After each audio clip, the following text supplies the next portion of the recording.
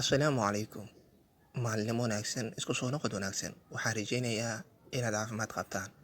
Ka hor intaynu guda galin muuqaalka, laag inoo saar.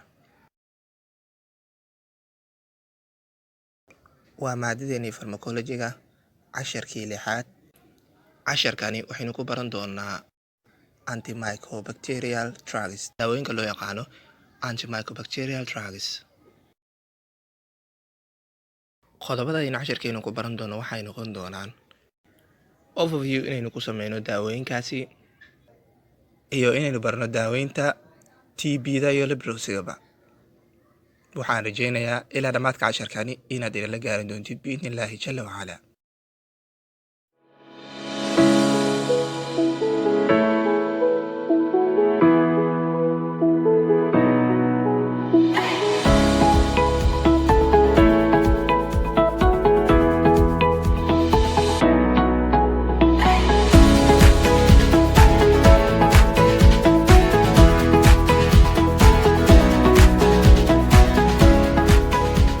Mycobacteria waa nooc ka mid ah bakteeriyada nooceeda loo yaqaano aerobic bacilli, shapekeeduna waa road shaped, taasoo u badata si tartiib ah 24 ilaa 18 saac walbaba.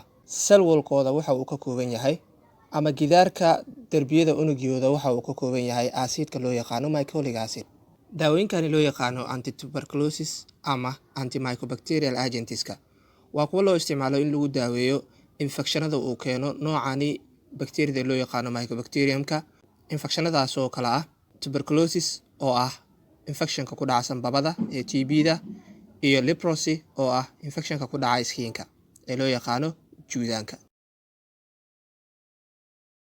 Mycobacterium TB markaynu ku hadalno waxa ay qofka ku keeni kartaa in uu develop gareeyo nooca loo yaqaano TB-da ee latent tuberculosis infection. Marka la joogo xaaladani, bukaanka waxa uu qabaa cudurkii, balse wax calaamado ah ama astaan ah oo uu leeyahay cudurkani lagu garan karo soo muuqanayo ma jiro xilliga kane. Midanina waa midda ugu halista badan ama nooca ugu halista badan ee TB-da inta badan saameynta reebta. Daaweynta tuberculosiska. Mycobacterium tuberculosis waa mid si tartiib ah u korta, waxayna u baahan tahay in la daaweeyo bilooyin ilaa sanado. Marka qofka uu qabo cudurka waxaa lagu daaweeyaa daawooyin dhowr ah. Daawooyinka loo isticmaalo in lagu daaweeyo TB-da. Daawooyinkani waxaa loo qaybiyaa laba qaybood, labadaas qaybood oo kala ah qaybta koowaad loo yaqaano first line drugs iyo qaybta labaad ee loo yaqaano second line drugs.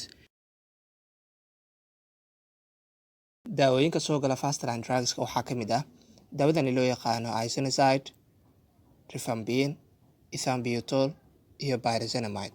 Afartani daawo waxaa la qaataa muddo 6 bilood ah inta lagu guda jiro daaweynta cudurkani wejigiisa hore.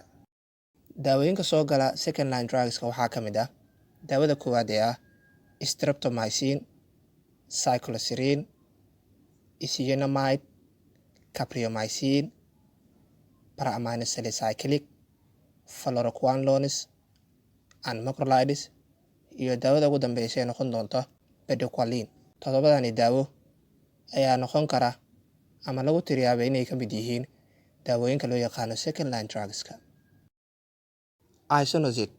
Daawadani waxay gaar u tahay in lagu daaweeyo Mycobacterium tuberculosis. Marka la qaato rifampicin waa labada daawo ee ugu muhiimsan daawooyinka loo qaato TB-da.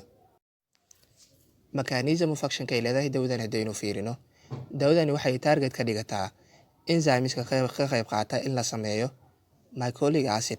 Acidkii uu ka samaysnaa cell wall-ka ay lahayd bakteeriyadani mycobacteriumka ayuu inta badan ka qayb qaataa in uu joojiyo, taasoo keenaysa marka in uu curyaamo bacterial cell wall-kii ay lahayd mycobacterium. Side effects ay leedahay daawadani uguna halista badan waxaa ka mid ah midka koowaad ee ah hepatitis oo ah inflammationka ku dhaca beerka. Waxaa kaloo ay keentaa daawadani nabro ku soo baxa maqaarka korkiisa, qofka inuu qandhado iyo qofka inuu dareemo gariir. Afartani ayaa ah marka saameynta ka dhalan karta qofka marka uu qaato daawadani isoniazid kadib inuu isku arko. Daawada loo yaqaano rifampicin. Daawadani waxay leedahay awood ay kaga hortagi karto noocyo badan ee bakteeriya marka loo fiiriyo isoniazid. Waxaan inta badan loo isticmaalaa in lagu daaweeyo infekshanno kala duwan inta badan ay keenaan bakteeriyada. Mechanism of actionka ay leedahay dawadani haddaynu fiirino, dawadani rifampin waxay blockage ku samaysaa daabicidii lagu samayn lahaa RNA, taasoo la falgeli doonta marka DNA-gu lahaa Mycobacterium TB. Side effects ay leedahay dawadani waxaa ka mid ah, marka hore dawadani waa mid jirka uu dul qaadan karo, waxayna keentaa marka uu qofka qaato ama lagu arki karaaba inuu dareemo labolabo, matag iyo nabro ku soo baxa oogada sare ee maqaarka. Isambutol waa daawo bacteriostatic ah, micnaheedu ay tahay waxa ay joojisaa koritaanka bakteeriyada, waxayna gaar u tahay Mycobacteria. Isambutol waxay distribution ku samaysaa dhammaan jirka oo idil. Mechanism of actionka ay leedahay dawadani mechanism of actionkeeda gabi ahaanba lama yaqaano, balse waxay u shaqaysaa in ay bakteeriyadii ka joojiso in ay samayso koritaan.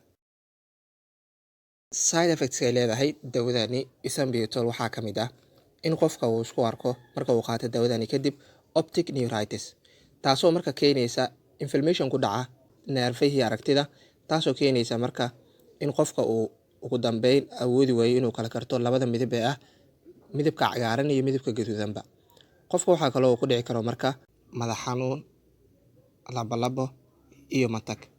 Intaasi ayuu qof isku arki karaa kadib marka uu qaato daawadani Isambutol.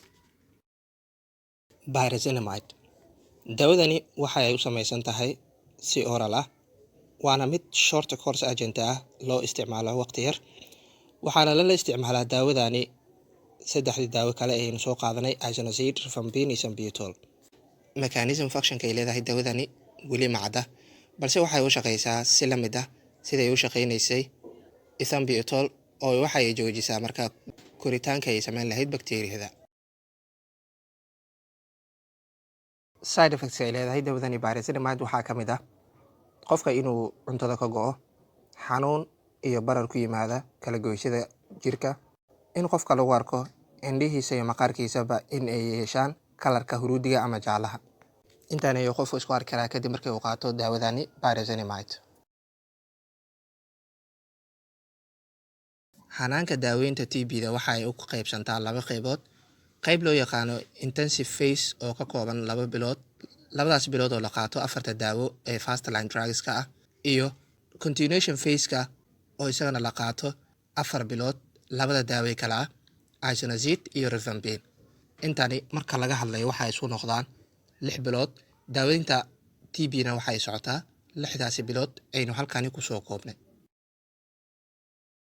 Daawooyinka loo isticmaalo in lagu daaweeyo leprosy-ga waxa ay kala yihiin daawada loo yaqaano Dapsone, rifampin iyo clofazim. Saddexdani daawo ayaa ayagana gaar u ah in lagu daaweeyo cudurkani loo yaqaano judaanka ama leprosy-ga ee ku dhaca maqaarka oogadiisa sare. Waxaan doonayaa inaan idin xasuusiyo inta aan ka bixin muuqaalka in codayntii aynu sameynay ee ku saabsanaa maadada aynu la lamaanin lahayn maadadani pharmacology-ga waxay noqotay maadada systemic pathology inta badan soo codsadeen bahda caafimaadka ee ku xiran janalkani. Insha Allah bisha October bartamaheeda waxaa inoo bilaaban doona koorsadaasi oo intaa laga gaaray xilligaasna aan soo diyaarin doono iyadoo set ah isku xiran biidnillaahi jalla wacala. Waxaa halkan inoogu eeg casharkeeni maanta. Casharka xiga intaynu ku kulmi doono waxaan idinkaga tegayaa. Assalaamu